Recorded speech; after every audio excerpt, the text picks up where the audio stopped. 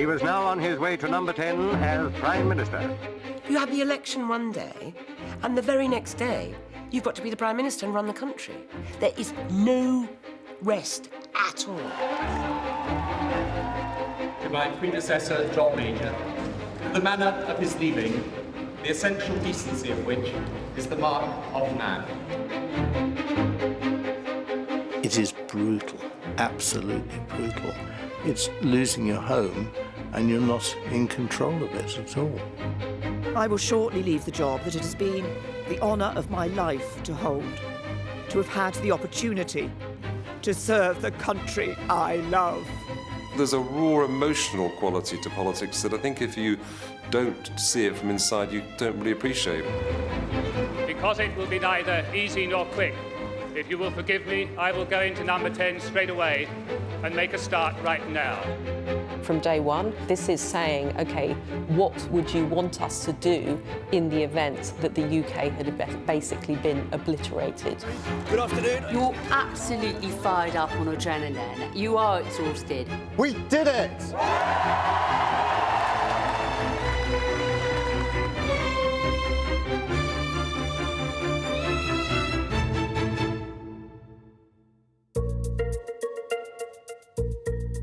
I think the thing about becoming Prime Minister is it all depends where you're starting from. Very few people become Prime Minister without knowing that they're going for the top job. And actually, if you look back at post-war Prime Ministers in the UK, at least half, if not more than half of them, have ended up taking on the job mid-term, so taking over from a predecessor from their party, rather than coming in straight from opposition. The pace picks up towards the end. I mean, the fact is in the last week of an election, it becomes very clear that the change, if there's going to be a change, is going to happen. So it's usually actually only after the general election that it really dawns on them, because they've been so preoccupied by the election before then. So the first thing that happens is the exit poll comes out on the 10 o'clock news. They tend to be right. There it is, 10 o'clock, and we say Tony Blair is to be Prime Minister and a landslide is likely. Tony did not relax, and this is the honest truth, even after the exit poll. He did not relax till he got his call from John Major to concede. And that probably came in around, I don't know, midnight. Politicians, like footballers, are very superstitious. A lot of politicians, even if they may be a long way ahead, simply won't focus on what happens when they win because they think it might be bad luck. We had not been planning that. I mean, Tony was superstitious. He didn't like talking about it. I was supposed to be taking my daughter to a Rihanna concert the night when we eventually did get into number 10, and I was in total denial. I was like, I will get you to the Rihanna concert. The way in which we do changes of government is pretty unique. We don't give any space between polling day and then taking on the biggest job in the country. The pressure on the leaders of their parties, the candidates, is absolutely immense. It really does feel like a moment when it falls on their shoulders. I remember he had a very sort of faraway look in his eye, which, it's a look, you know, everyone who's ever worked for him knows, you know, very well, which is, it's the brain going at like 5,000 miles an hour. Everyone is absolutely exhausted. So the incoming Prime Minister is elated but exhausted, the outgoing team are deflated but exhausted, and the best laid plans sometimes have to be rewritten. It's a long night, and the results often don't come in till sort of very early in the morning. And it just started getting light. And he stood there and he said, A new dawn has broken, has it not? and it still sends a shiver up my spine, you know, to say that. I mean, when he stood there, and everybody went, ah! You know, you can imagine everyone erupted. It's a tremendously exciting moment, especially when you've taken over from a party that's been in power for that long. Keir Starmer has been duly elected. If you're lucky, you'll get to go home for a couple of hours sleep at most before you're then thinking about the next stage of coming to London and starting to form a government. There is a formality to the day in that the Prime Minister cannot attend to his new functions until he has gone to Buckingham Palace and received the formal appointment from the monarch.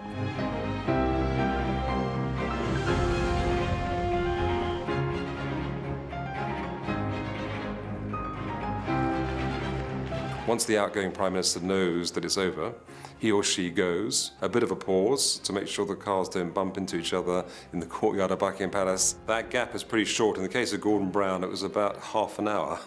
And then the Prime Minister, about to be appointed, comes in. It's normally in the morning, around 11. And I think that's when it was. It was either 11 or 11:30. What the King and the Prime Minister talk about is something no one reveals. That's the start of a very important relationship as well, because, of course, the Prime Minister sees the monarch most weeks.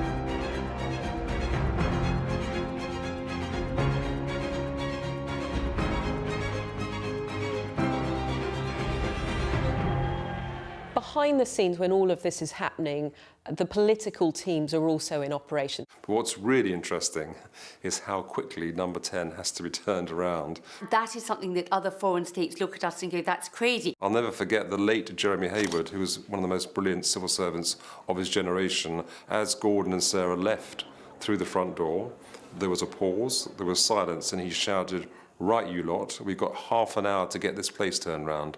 So people were going around Number 10, pulling Gordon Brown mugs off shelves, loading books into boxes. I mean, I'd never seen anything like it. And then half an hour later, David Cameron and Sam Cameron arrive, and the whole regime has changed.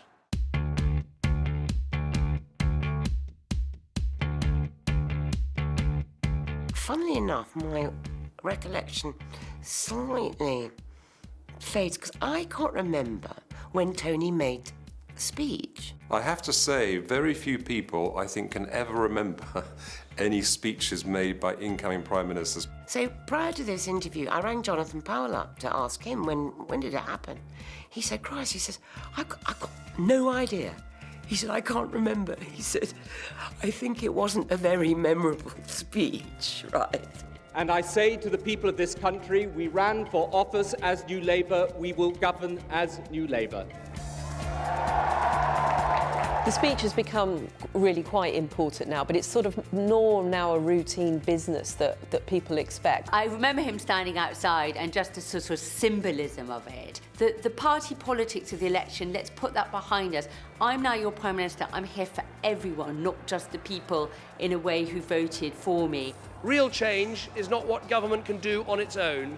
Real change is when everyone pulls together, comes together, works together. But it's a relatively new phenomenon. You know, Prime Ministers used to just head in, and they might do some press or speeches later, and it was a slower pace. Thatcher was one of the first people to do that, and coming over to the bank of TV cameras to speak to them and just ad lib at that point. Where there is discord, may we bring harmony. Where there is error, may we bring truth.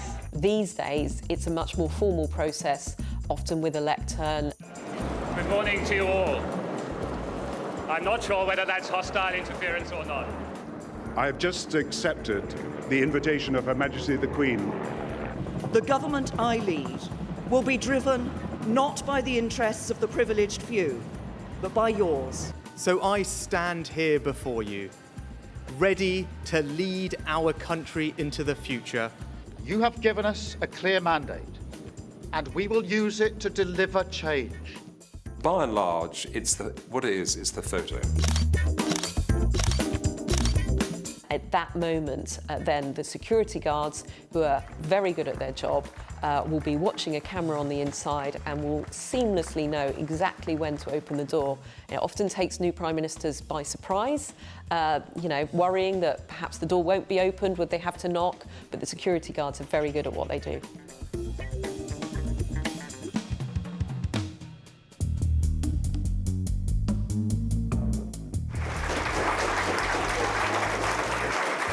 Behind the door will be the Cabinet Secretary, the most senior official in the country.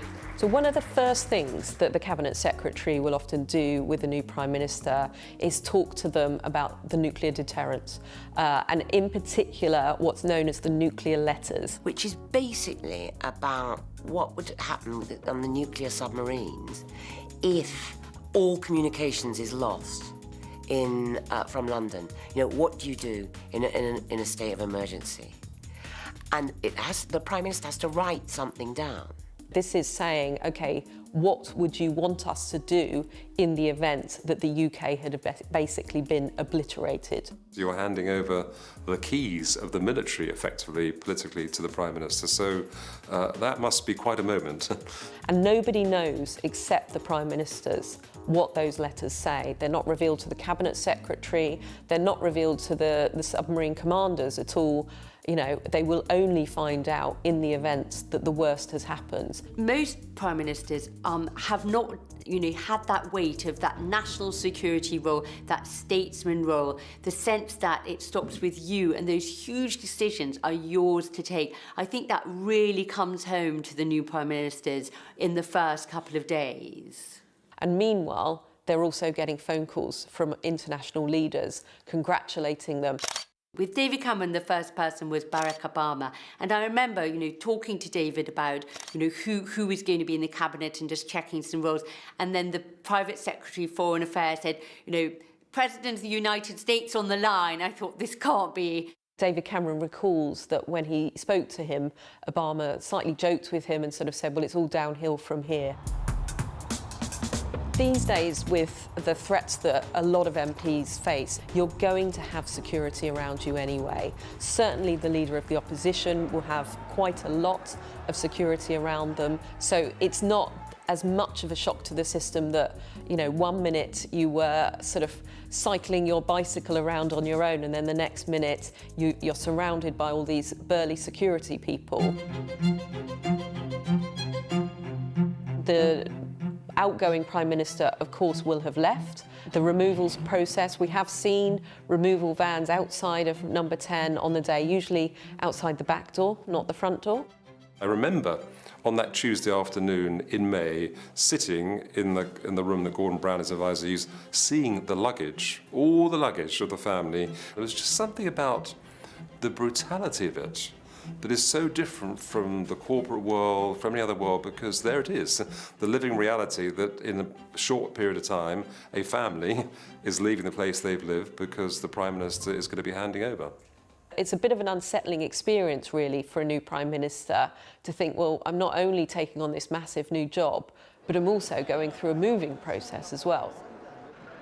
We have moved 3.5 Prime Ministers in and out of Downing Street. I started off the business shipping fine art and antiques, which is still the main part of our business. They wanted a company that would not be too much in the view of the press when we were doing it. Prime Ministers will decide to come in and take their whole family into number 10 and either into the number 11 flat, which is a bit bigger, or the number 10 flat, which is a lot smaller. But it doesn't necessarily happen on day one. In one case, the gentleman knew that he was going to be Prime Minister, and so his wife was in there a couple of weeks earlier measuring for curtains and things like that. With most of the moves, there is an amount of moving done out of the front door of number 10. And the reason is that this is very symbolic. This is the Prime Minister leaving, moving out. You have a family up there. They're still living there when this changeover happens. There is a whole protocol around the fact that the new Prime Minister doesn't go anywhere near those flats. It's totally private. The convention is until the family or the move out. That is a no-go area, and I do think that is absolutely right. The actual move in, I've seen it done in a day. But the truth is, they won't settle in for weeks. Even the kind of dynamic of number 10 changes because it's down to the Prime Minister, how they want to conduct their lives as Prime Minister. It's very important that people viewing the event will only see wrapped items, but not know what those wrapped items are. If there's anything large that was a bit interesting, then we went really out of our way to make it a different shape. And this being because before we were involved, previous Prime Ministers had been filmed moving into Downing Street with unpacked items, and certain newspapers were photographing everything that was going in and then doing evaluation of all the effects. and they're saying this Prime Minister's family is worth so much. There are facilities to put on food for state events, for, you know, big functions and so forth, but we don't actually have, like, you know, the White House has live-in chefs, massive kitchens, all that sort of stuff. A lot of the time it's going back up to the number 10 or the number 11 flat and finding your own food. And it's probably quite, again, a bit of a shock to the system that you've gone into this grand role, this supposedly grand house, but actually behind the scenes, it's a lot more basic than you would think. One of the first things you do is form your government. One former civil servant who has worked closely around the mechanics of a new Prime Minister taking office, they said to me that actually for a new Prime Minister, the first few days were basically high-octane HR. You start calling in people to take these huge jobs, and then off they go. You've been a close team, you've worked together for 5 years in opposition, you know each other very well, and then suddenly they're the Chancellor. They have huge responsibilities and huge staff of their own. So there is a change in that working relationship as well. I mean, they're all so anxious. They're all waiting for their moment to walk up Downing Street. But also you want to get on, because you can't actually start doing anything till you've got a government. Not everyone got the job that they thought they were going to get. So Theresa May, for example, wasn't the shadow Home Secretary. She came in thinking she was going to get some job in the cabinet and walked out as Home Secretary. And I remember just the look of excitement and amazement on her face. They finally get to come out the door, wave again to the cameras, full of, you know, hopefully pleased about whatever job that they've got, and then they can finally go and get in the ministerial car, which should be waiting for them, and then swept off to their department.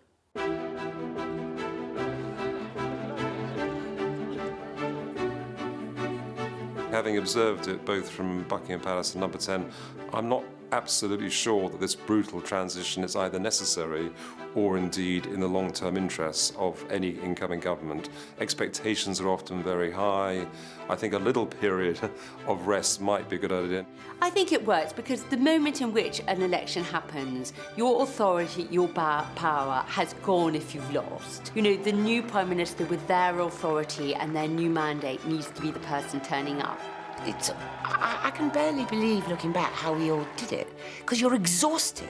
Everyone's exhausted at the end of a 6-week campaign. How can you not be?